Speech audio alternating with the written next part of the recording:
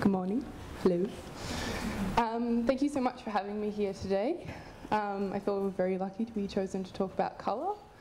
I'm a little bit nervous, so, you know, just bear with me. So good morning. Yep. Good morning.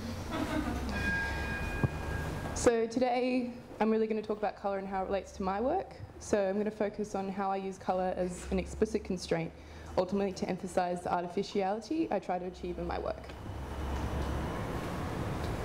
So basically I'm going to talk about how I use colour to make my work look cheesy and hyperreal. It's a block of cheese. Yeah. So I'll give you a little bit of background history. So PS, that's my initials. And well, I'm a photographer. It's a joke, guys.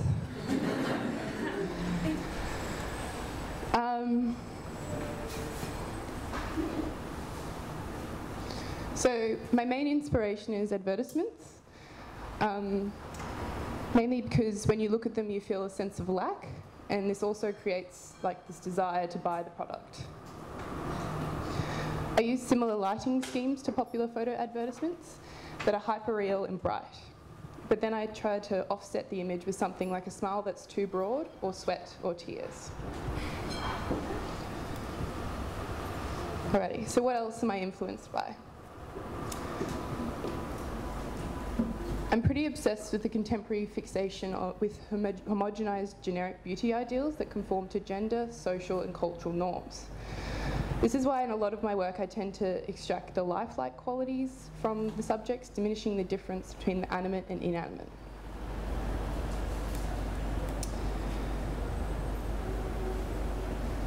So, guys, I'm also a bit of a Trekkie. I think the soft colours and like the Vaseline lens-like scenes has inspired a lot of my work. I might also just be trying to justify the hours I spend watching it, but that's another presentation. A lot of science fiction films really employ that saturated colour treatment, sometimes gravitating towards the teals and the oranges. They're clean, they're shiny, they're futuristic, a hyperreal, often dystopian world. This is something, again, I tried to achieve in my work.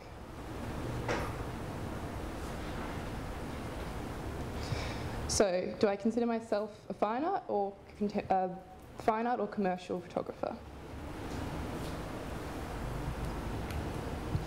Well, neither and both.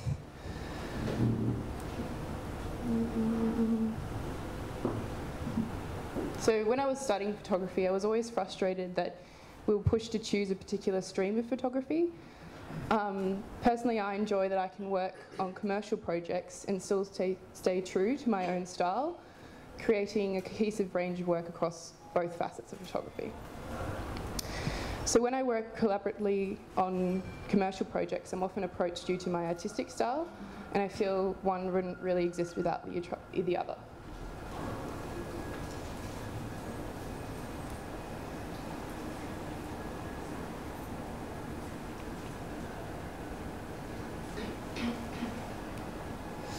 Alrighty, so how do I choose the subjects I shoot? Is it purely aesthetic, or does concept play a role? Both. I gather a number of props specific to each shoot. They're chosen based both on their aesthetic and conceptual value. So visually I try to match the props I choose to the colour theme of the shoot, usually to create a complementary or similar chromatic relationship. Conceptually, I try to include props that will relate to the product or subject. For example, a fallen mirror in a hand, or maybe do the opposite. drawing the attention to the viewer, drawing the viewer to the absurdity in the composition. For example, a massage tool hanging in midair next to a pair of socks.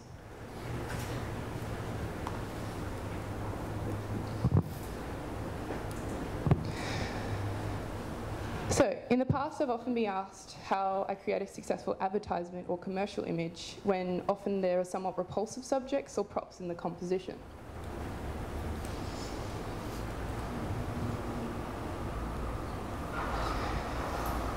My aim is initially to draw the viewer in with bright, cheesy colours and oddly positioned props, profiled with a product. Then, on second glance, you can realise that something is not quite right.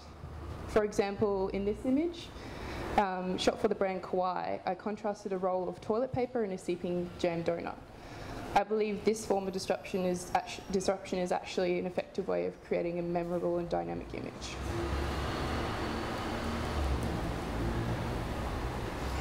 So, do I adhere to any rules when creating my work? I don't adhere to a specific set of rules when creating. However, I do tend to choose colour palettes based on the product and subject. I gravitate towards props that have an everyday use, like pet brushes, aquatic plants and vases. And then I place them in this sort of hyperreal landscape as if positioned or conceptualised for an advertisement. So I enjoy experimenting with object placement to add a surreal quality, often suspending and reimagining these common objects. Okay, so where do I predominantly work? I'm a studio-based photographer, so the majority of my work is shot in my own studio in Brunswick East, or a hired professional studio. Currently, I also live in the warehouse where my studio is based, so sometimes this can prove somewhat unproductive. However, at this point in my career, it's quite convenient. Traditionally, I'm sort of more drawn to the studio rather than like an outdoor or natural environment. I enjoy the control I have with lighting and the freedom to create a surreal landscape that would otherwise be difficult.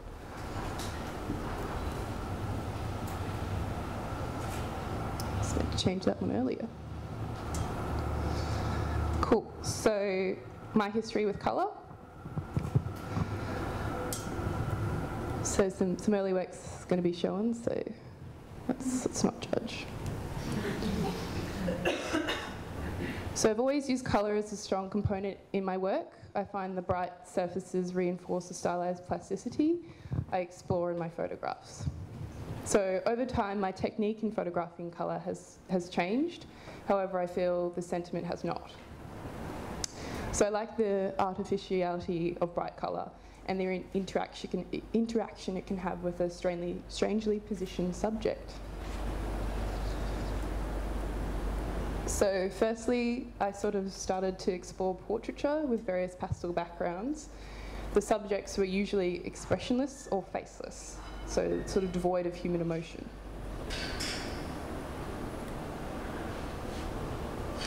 So then I felt I wanted to explore a more harsh side of colour.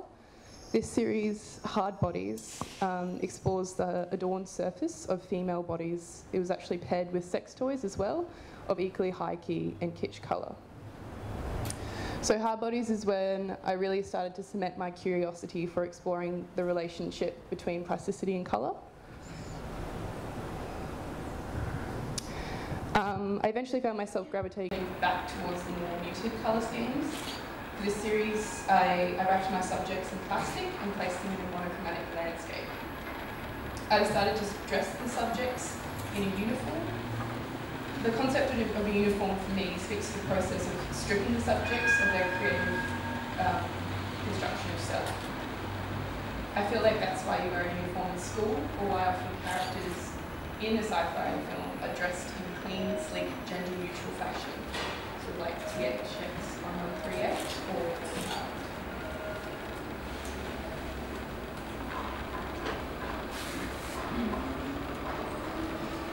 So then I progressed to exploring the relationship between objects and colour. I was attracted to this green for my surgical series because it's a colour normally associated with sterile hospital environments.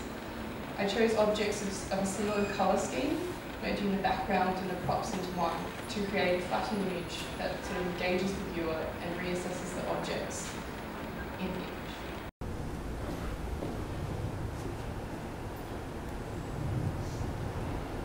So then after objects, I tried to integrate both human subjects and objects with colour. In this image, the colour of the dress and the background is reflected in the mirror, an object that's usually used to reflect an image of oneself. So I tried to use colour and the inanimate to challenge concepts of identity. So after exploring all these relationships, I started to understand why I gravitated towards colour and the role that it played in my work.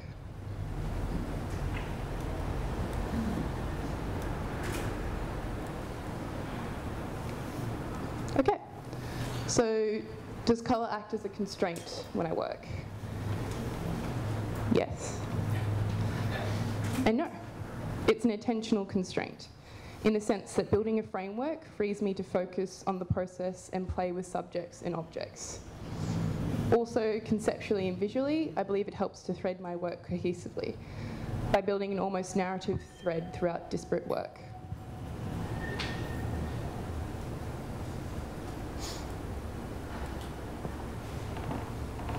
Okay, so how does my work translate commercially with all this colour involved? When I collaborate with essentially commercial bodies like fashion labels, I'm usually approached for my style and use of colour. So I try to use a colour scheme that will complement the brand or subject. I tend to plan several weeks before, designing mood boards, gathering props appropriate to the shoot. Usually I'm given a couple of days with the product to finalise the colour scheme and the list of shots. In the past, I'm very lucky to have worked with both international and national clients, such as .com. .com is a collection of archival and vintage pieces from various designer labels, like Comme des Garçons, Issey Miyake, and Walter von Behrendonck.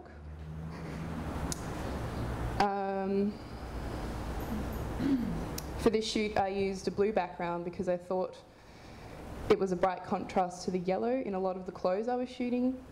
I also chose to fill the Comme des Garçons bag with green beans. This is mainly because green is quite close to blue on the colour wheel, so I didn't want it to sort of compete with the clothes.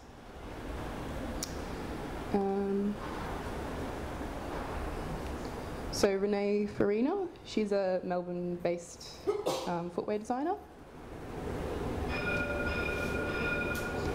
WIA.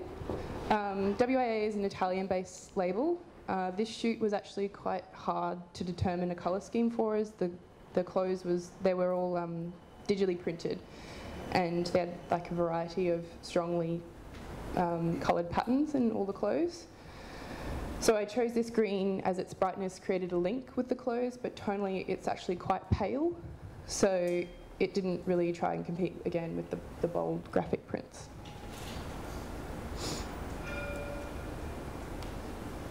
So Kauai. Kauai is a Melbourne-based fashion label. Seb Brown. Seb Brown is a jewellery designer and he's based in Berlin. Odd Pairs. Odd Pairs is based in Queensland.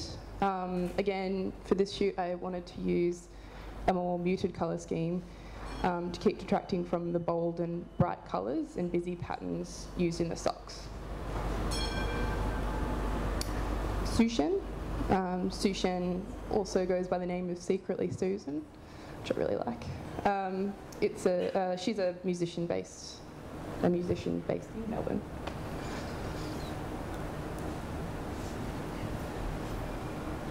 Jessica Says. Jessica Says is another musician based in Melbourne.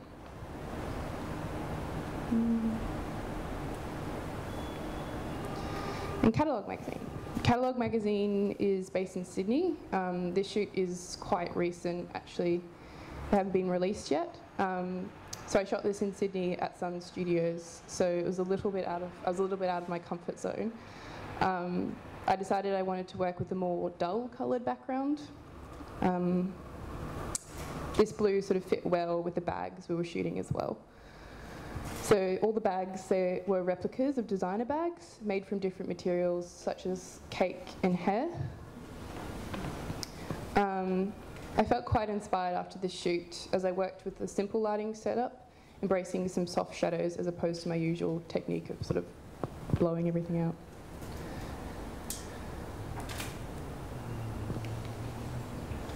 Okay, so does colour play a role in accentuating the abject components in some of my work? Sometimes. I like experimenting with the cringeworthy.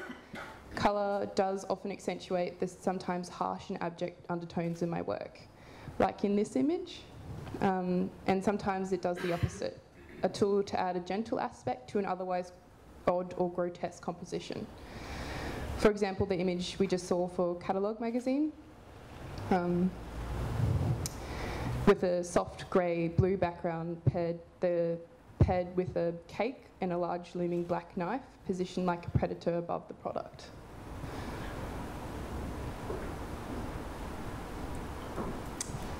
Okay, so how do I shoot with colour?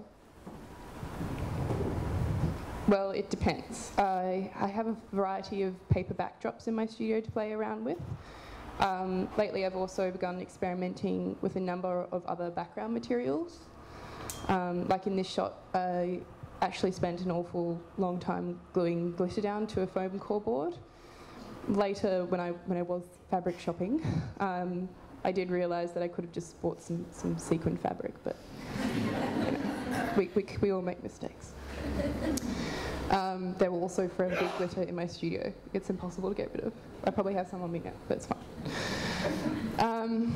I usually like to shoot with minimal shadows, creating an alternate reality and almost 2D effect. Long shadows create this sort of this sense of depth, and when I flatten the background and make it look like solid colour, I feel it enhances the fact that it is an image, almost like in a comic book.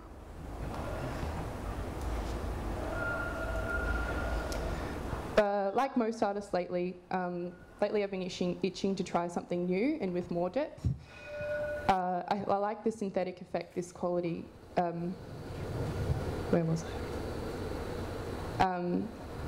Yeah, so basically I've been trying to start something new, and I feel like the shoot with Catalogue was the sort of start of that, because I was actually I only used one light and was embracing the shadows. So I feel like maybe I'm sort of drifting off towards that way. Usually when I'm shooting a subject, I like to add in a couple of hair lights, and I like the synthetic effect this technique usually contributes to the composition. Like in this image, the hair almost looks sort of artificial, like a Barbie. I've also added this sort of green glow from the left, and I feel like that adds to this like hyperreal sort of sense to the image.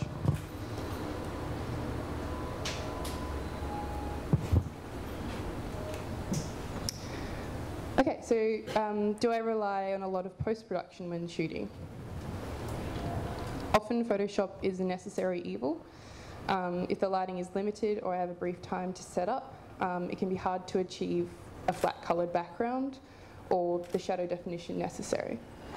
Sometimes I do rely on post, although it is always satisfying when you spend a good couple of hours sort of getting that lighting perfect.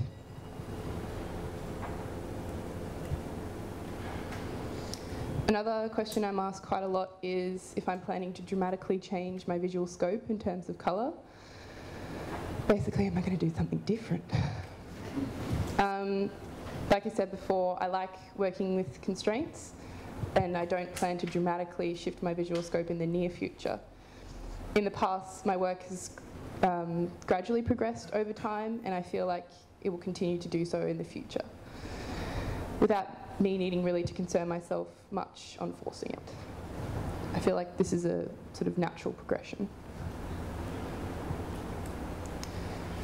However, I'm currently experimenting with a Portraiture series using a modified lighting technique to what I've used in the past. This series, much like my past work, is exploring a contemporary obsession with generic beauty ideals.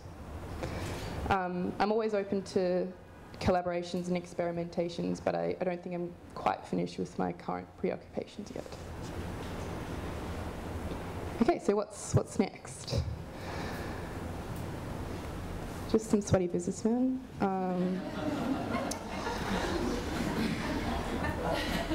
I have a number of collaborations with other artists that I'm currently working on. I haven't collaborated a great deal in the past, so it's a new way of creating that I'm really excited about.